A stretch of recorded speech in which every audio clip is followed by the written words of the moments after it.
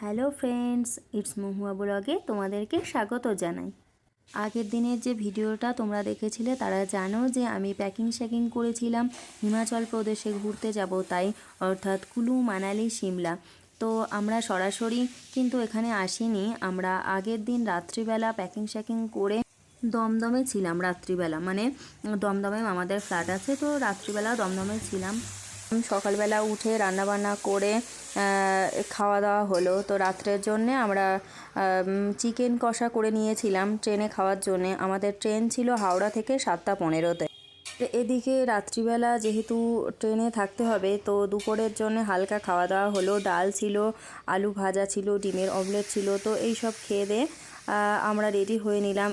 আমরা যে ট্রাভেল এজেন্সির সাথে গেছি, আমরা টোটাল ছিলাম 20 জন। তার মধ্যে 7 জন ছিলাম নিজেদের মধ্যে, আমি আর আমার হাজব্যান্ড ছাড়াও আরও 5 জন আমাদের রিলেটিভ। তো সবাই মিলে মামাদের ফ্ল্যাটে আমরা মিট করেছিলাম।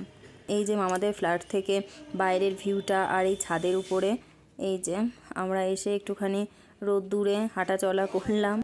অ্যাকচুয়ালি মামাদের ফ্ল্যাটে আমি এই প্রথম আসলাম, আগে দেখিনি, তো একটু দেখেও নিচ্ছিলাম চারপাশটা কেমন। আসলাম, একটু মামার ছেলে ছিল আর আমার ননদের মেয়ে ছিল। যেহেতু আমাদের ট্রেনটা সন্ধ্যের পরে ছিল, সেই জন্য হাজব্যান্ড আর ছুটি নেয়নি, ও অফিস করে তাড়াতাড়ি ফিরে এসে গুছিয়ে নিয়েছিল, আর আমরা আগে থেকে রেডি হয়েছিলাম। তো আমাদের তো সেইভাবে গোছানোর কিছুই ছিল না, এমনি তো প্যাকিং করাই ছিল। তো ও আসলে আমরা 5:30 নাগাদ ফ্ল্যাট থেকে বেরিয়ে গেলাম। তারপর আমরা দমদম থেকে ওলা বুকিং করে চলে গেলাম হাওড়া স্টেশন। তো আমরা যেহেতু লোক ছিলাম 7 জন, আর সাথে ছিল 3-4টে ট্রলি ছিল, পিঠের ব্যাগ ছিল, তো সব মিলিয়ে আমাদের অনেক জিনিসপত্র, আর আমরা মানুষও 7 জন। আমাদের 2টো গাড়ির দরকার ছিল, তো বারবারই ওলা বুক করছে আর বারবারই ক্যান্সেল হয়ে যাচ্ছে বলে আমাদের একটুখানি চিন্তা ছিল যে আমরা ঠিকমতো ট্রেনটা ধরতে পারবো কিনা, পৌঁছাতে পারবো কিনা হাওড়া। তো শেষমেশ আমাদের গাড়ি চলে আসলো, আর এই যে জিনিসপত্র সব গাড়িতে তোলা হচ্ছে। যেহেতু 2টো গাড়ি এসেছিল, সেহেতু জিনিসপত্র সেইভাবে 2টো গাড়িতে ভাগ করে দেয়া হলো, আর একটা গাড়িতে আমি, হাজব্যান্ড আর আমার ননদের মেয়ে উঠলাম, আর বাকিরা অন্য একটা গাড়িতে উঠলো। ফাইনালি আমরা হাওড়া পৌঁছে গেলাম টাইম মতো। এখনও হাতে 30 মিনিট মতো সময় ছিল। তো আমাদের কিছু ব্রেড আর হচ্ছে কলা নেওয়ার দরকার ছিল, ডিম সিদ্ধ নেওয়ার দরকার ছিল ট্রেনে খাওয়ার জন্য। তো ওরা গেল কিছু লোক কেনাকাটি করতে, আর আমরা এখানে দাঁড়িয়েছিলাম 3 জন। যাই হোক, শেষমেশ আমরা ট্রেনে উঠে গেলাম টাইম মতো। আর যেহেতু আমাদের ট্রেনের টিকিট একই সময় একই টাইমে বুক করা ছিল বলে আমাদের একই জায়গায় সিট পড়েছে। দেখো, আমরা খুব খুশি হয়ে একই জায়গায় বসে গেলাম। ট্রেন জার্নি আমার এই দ্বিতীয়বার। এর আগে আরেকবার কলেজ থেকে গিয়েছিলাম ভাইজ্যাকে ঘুরতে, সেটা বান্ধবীদের সাথে। আর এই হচ্ছে দ্বিতীয়বার যে অনেকক্ষণ ট্রেনে থাকতে হবে। তো প্রথমবার আমার খুব অসুবিধা হয়েছিল, মাথা ঘুরছিল, বমি বমি পাচ্ছিল। এবার আর খুব একটা অসুবিধা হলো না দেখছি, জানি না।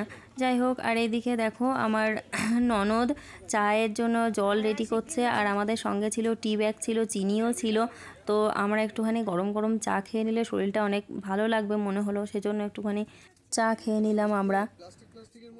কলেজ থেকে যেবার গিয়েছিলাম সেবার তো বন্ধু বান্ধবীদের সাথে গিয়েছিলাম, বেশি মজা হয়েছিল। এবার ফ্যামিলির সাথে এতেও মজা, কিন্তু সেটা যেন আরও বেশি মজা হয়েছিল। যাই হোক, আমরা গরম গরম চাটা খাবো ভাবলাম, কিন্তু জলটা যেটা ফ্লাক্সে এনেছিলাম সেটা না অতটাও গরম নেই, আর কেমন ঠান্ডা হয়ে গেছে। চা খেতে খেতেই আমাদের এদিকে রাত্রি বেশি হয়ে যাচ্ছিলো, সবাই লাইট অফ করে দেবে বলে আমরা ডিনারটাও সেরে নিলাম। আমাদের সাথেই ছিল যে চিকেন করে এনেছিলাম সেটা, আর রাইসও ছিল। তো আমরা তাড়াতাড়ি সবাই খেয়ে নিলাম, কারণ কি অন্য যারা ছিল আমাদের অপরিচিত, তারা তো শুয়ে পড়বে, আমাদের বেশিক্ষণ লাইট জ্বালানো উচিত না, সেই জন্য আর কি। তাছাড়াও সারাদিনে অনেক ক্লান্তি ছিল আমাদের, এমনিতেই খুব কষ্ট, টায়ার্ড লাগছিল। তো আমরা তাড়াতাড়ি খেয়ে শুয়ে পড়লাম। তো চলো, আজকে এই ব্লগটা এখানেই শেষ করছি। পরবর্তী ভিডিও আসবে, তোমরা যারা দেখো তারা দেখতে থাকো। আর প্লিজ আমার চ্যানেলটাকে সাবস্ক্রাইব করে দিও, আর যদি কিছু ভালো লেগে থাকে তাহলে লাইকও করে দিও। টাটা।